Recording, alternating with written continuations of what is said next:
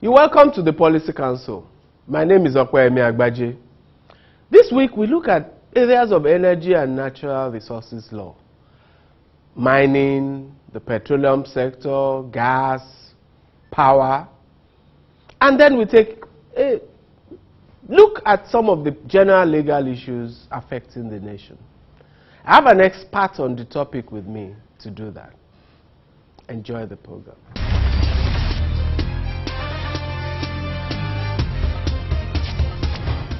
You're welcome back. It's the Policy Council. My guest is a brother, he's a friend, but most importantly, he's a specialist in energy and natural resources law. He studied in all the best places in the world, London, University of London, Georgetown in the USA, Masters and LLM, and he has practiced for over 2 decades, right, Bite? 26 years.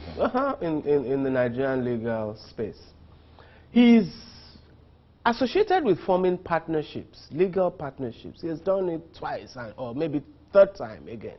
And that's where I'm going to start with Bite Adeniji. You're welcome to the Policy Thank Council. you very much. Okay. You have this reputation of having participated in the formation of probably 2 of the greatest law partnerships in Nigeria, the Law Union, ALEX. And now you are working on a third one. The third one's coming up. Tell me, what's it about partnerships? What's the advantage of partnerships? Right. So it certainly makes sense to have different specialists in one room, or under one roof, rather, right?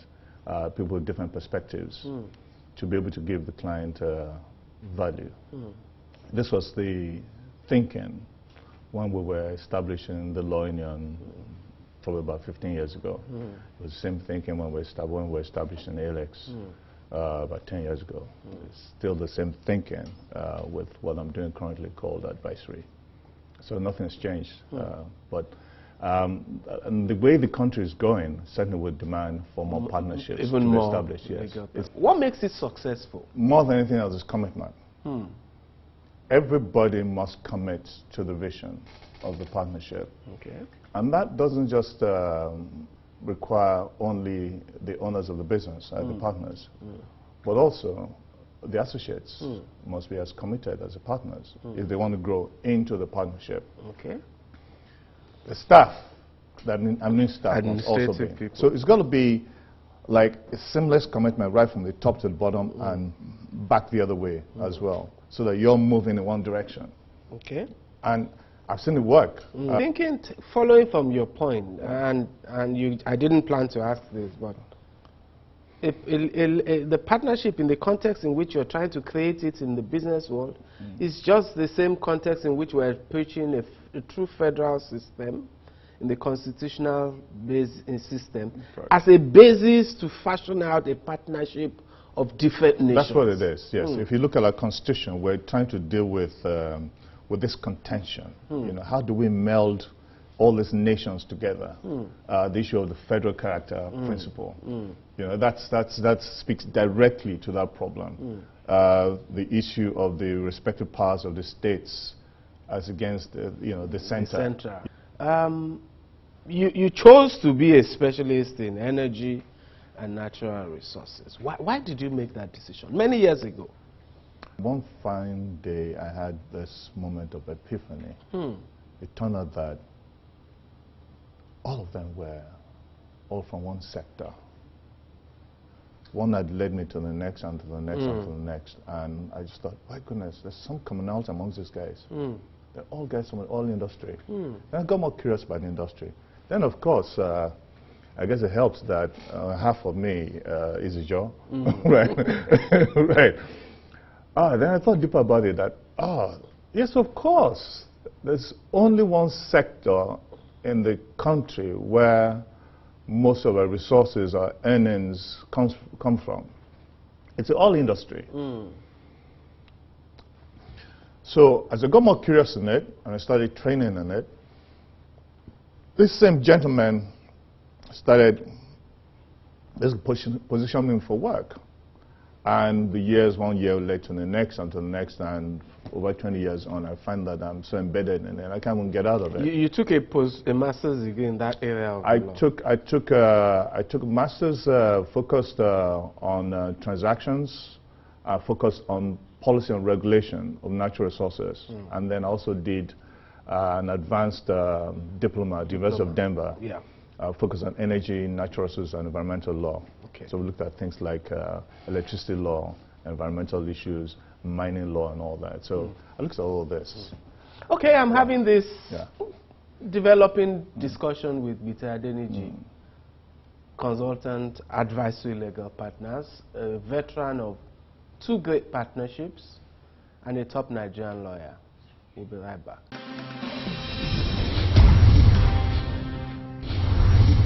You're welcome back. It's still the Policy Council, and I still have Mr. Adeniji, top Nigerian lawyer, with me in the studio. Mr. Now let's drill down into your areas of specialization. I'm interested in mining law. I mean, I followed the development of the law in that area.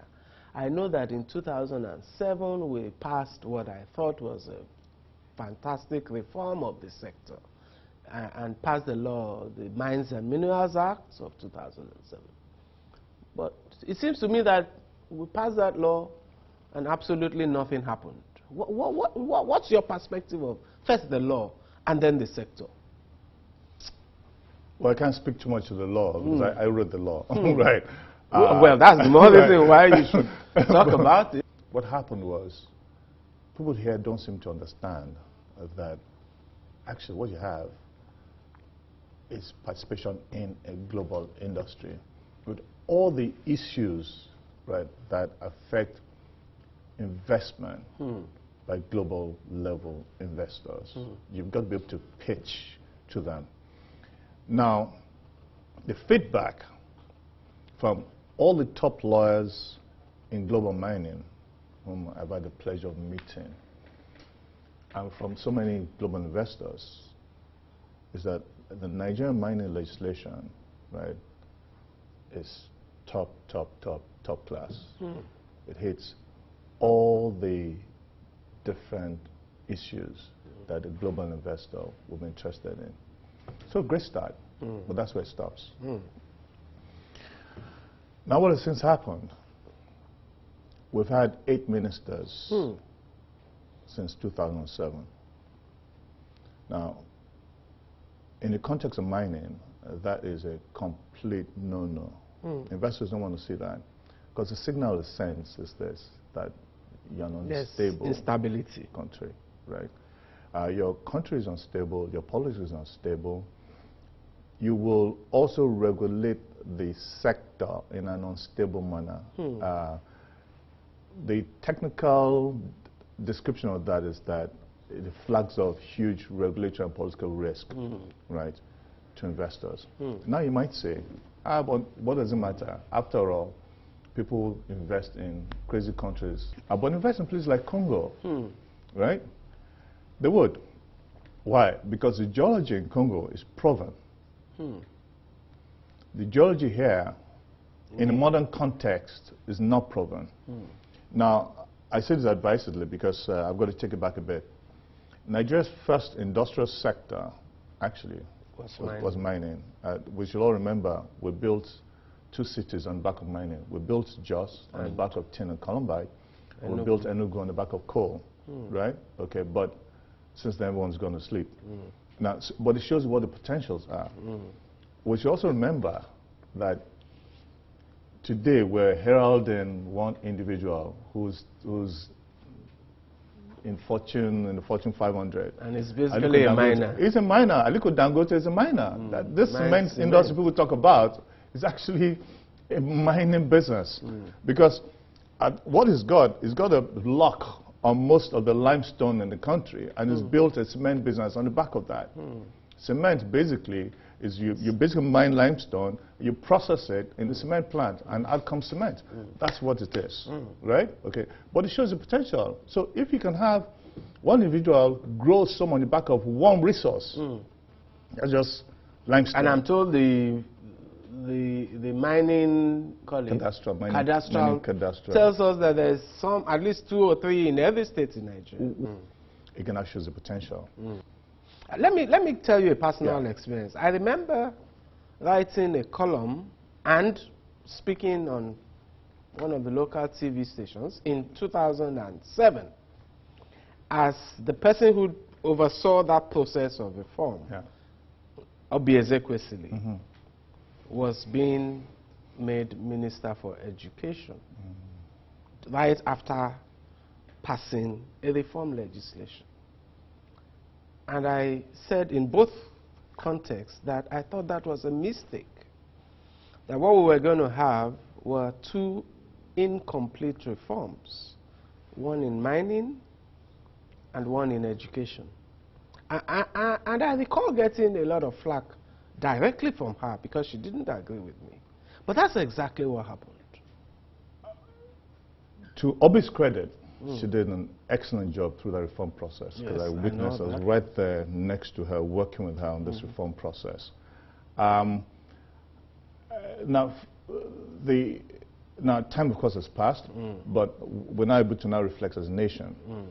And the facts are that when she left the ministry, right at the time when the draft was actually completed, right, and actually hadn't been legislated yet, because in minister, okay, was this Professor the Minister of Women and Human Affairs and University of Arizona that came in and then took over the process Leslie Obiora and completed the work, right. Immediately after Obi left, I think the whole thing went downhill. And the issue is that if you don't reform your customs procedures, right, that deals with, well, you know, your exploitation of mineral samples, that deal with your bringing in drill rigs, right? You don't reform your immigration policies, right, to basically, at least to be as competitive as what other countries have.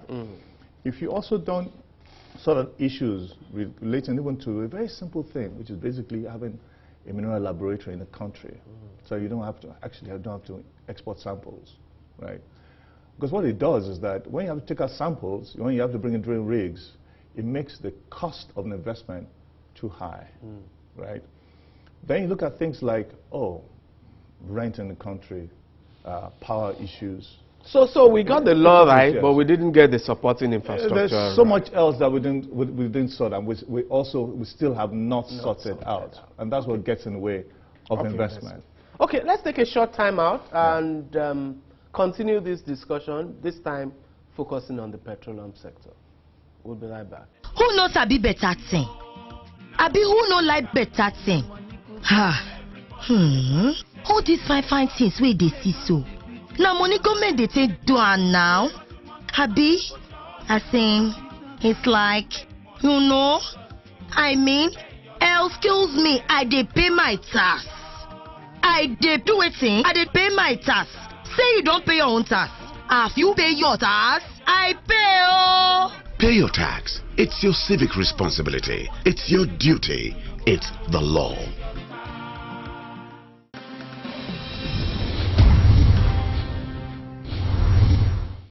You're welcome back to the Policy Council with Okwemi Agbaje, and my guest is Adeniji, a notable energy and natural resources lawyer. Now, let's talk about petroleum, and let me start with the controversial deregulation. You work on policy as well as law. What's your view on that downstream deregulation, which the government appeared to have bungled? Well, to be fair to government, I mean, we have to start from that basis. You have to deregulate the downstream. Because remember, as of today, we still export crude oil from the country and don't refine internally.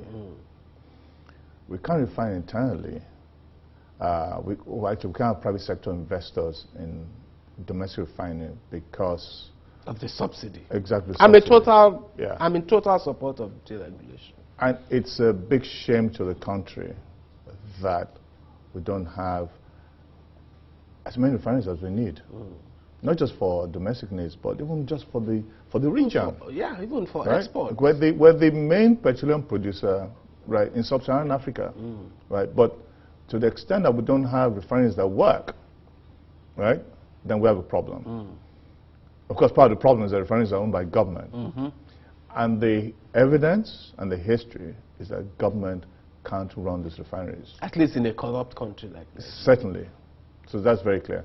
So then there's also the issue about the hole in the treasury that importation of products does to us. So at the end of the day, every Nigerian, right, is paying very seriously. A serious right? price. Yeah, for this problem. So we must deregulate. And I always call the attention of young people who are the most passionate opponents of deregulation to the number of jobs we are exporting. Of course. By importing. We're making life better for other people. it's a bullet we have to bite. Yeah. Now, then let's now go to the core issue. The issue now is how do you bite that bullet?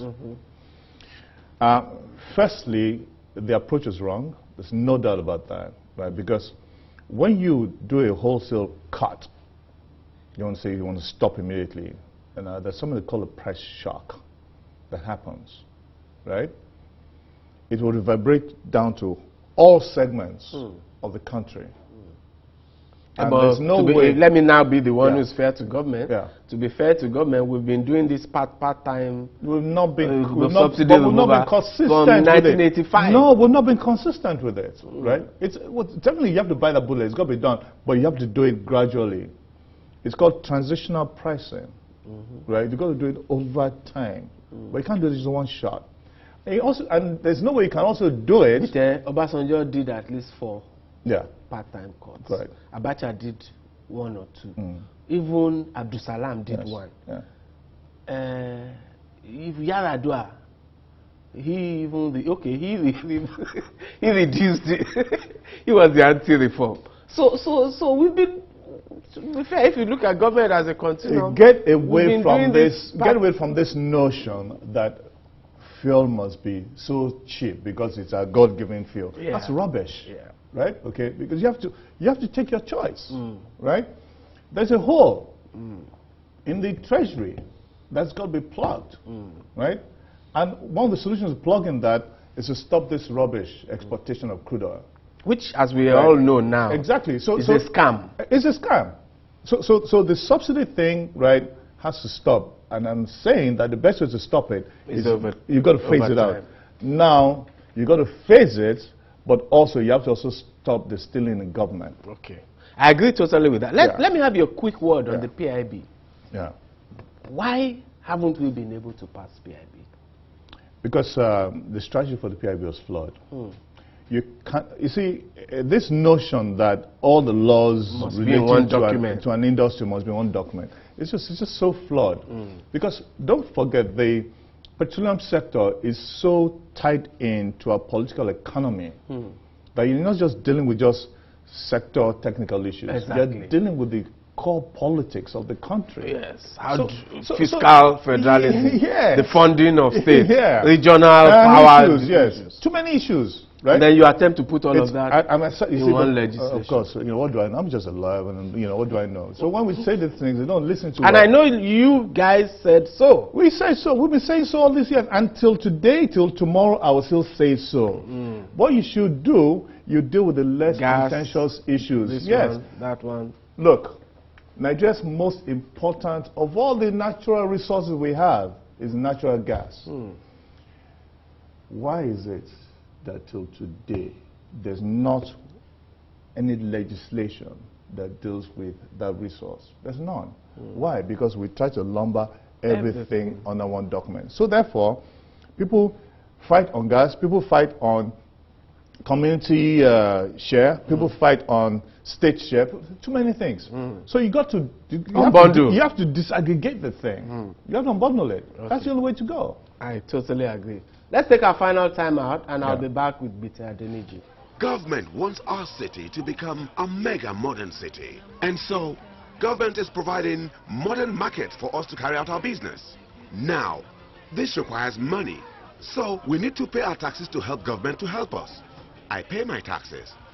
I hope you've paid yours. I pay. Pay your tax. It's your civic responsibility. It's your duty. It's the law.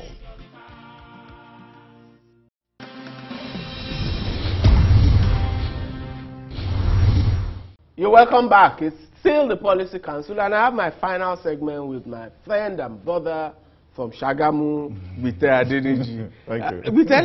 Let's move out of energy and natural resources, sure. And talk about the quality of legal practice. I mean, people like you, I mean, I've known you, we know the process you went through to become a practitioner. Yeah. We know the quality of ethics and professionalism and the type of institutions you've created or helped create. But can you say, are you satisfied with the quality of legal practice, the professional? Even I wonder at the ethics of some of the people who emerge as leaders at various levels of the bar. Well, let's treat that last one Separately. Those separate issues. Important too.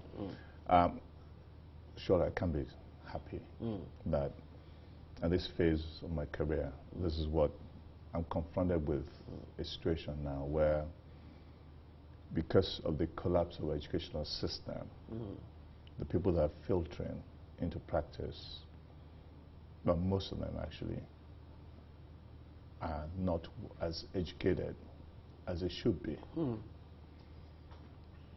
And therefore what it means for all of us who are principals and firms is that we then have to go that extra mile, right, to train. Training beyond the call of duty, actually. So we then have to put aside so much money for courses, for those who are managed to do that. Again, I know many others who don't care. Yeah. Right? Okay. It's not just a CSR thing, actually, right? It's one's enlightened self-interest, right? That one has to now supplement the failure of the overall system, right? Okay. To ensure that one has lawyers that are consistently trained to be able to pitch well, right, to a client and the client's matter. But let's just think what could otherwise have happened if the system was normal, because it's not normal, that you have an education system that's collapsed. It will mean that we principals and also the lawyers take home more revenue than we should. But now we have to take the money and give to institutions that train. This is a loss. It's the kind of loss we lose when we have to fuel our generator sets. So basically what you're dealing with, Opayme, is one of the symptoms of country collapse. That's what it is, actually. I mean, let's call it spade exactly what it is, right? We're all victims of this collapse of the country, right? And so it hits us in many different ways. Yes, that's what it is. Now, with regards to the bar and its leadership, and let me qualify that, Good. you know, because I actually am not talking necessarily, but I've seen individuals, people who have been publicly indicted. I've seen them in critical roles. I mean, not necessarily president. Yeah, but very important roles. But it tells me, it sends me a message about the ethics of the entire system. Well, again, it's an open secret. I see tolerance for corruption. Yeah, of course. Even in the bar. It is also a symptom of the collapse of the country. It is a hugely corrupt country, right? And there's no institution, no segment of our populace that has escaped from it. It's not possible. It's part of the rot. Journalism. Yes, I agree completely. Legal profession, medical. The judiciary. Every single... The civil service, the police. Federal, state, local government, judiciary, executive, legislature, and all the different professions. Let me ask you a final question. Yeah. So we're talking about constitutional reforms. Yeah. What are the most important constitutional reforms you would like to see? Oh, my goodness. Just in a few...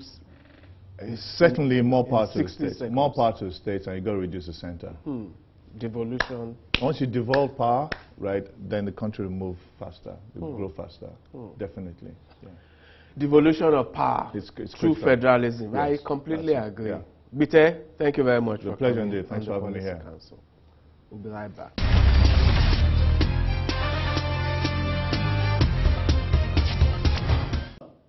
It's been a very good discussion. I have a few takeaways from the conversation with Bite Adeniji. One, we have to deal with the issue of petroleum sector deregulation.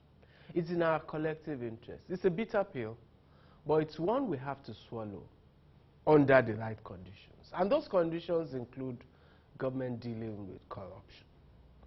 Secondly, we must exploit the vast advantages in our mining sector. That requires a law and policy environment which we put in place since 2007. But beyond that, it requires a vast hard and soft infrastructure around the industry, which we haven't done. And we have to show commitment to investors that we need them in this sector. On a third point, generally, there's value, given the way our economy has gone and legal practice has developed, in having more legal partnerships. So our firms are stronger, more competencies, and endure over time. And finally, we need to face the issues of constitutional reform, particularly in terms of devolution of power to the state. Thank you very much for watching the Policy Council. See you next.